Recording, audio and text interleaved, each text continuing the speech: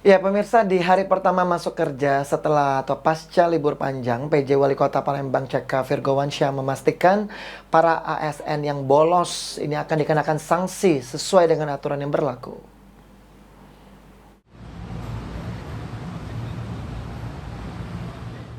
Di hari pertama masuk kerja pasca libur panjang, PJ penjabat Wali Kota Palembang CK Virgowansyah memastikan semua pelayanan publik di lingkungan pemerintah Kota Palembang sudah berjalan seperti hari biasa.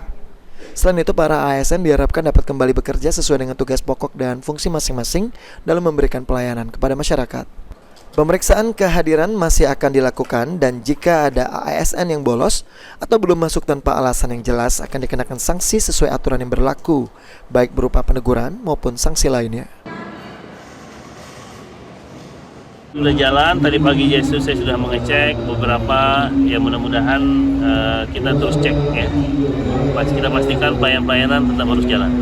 Kalau ada ASN yang belum masuk atau ini Pak nambah cuti ini gimana? Sesuai ketentuan pasti kita akan tindak lanjuti ya. Sandi Pratama, PAL TV.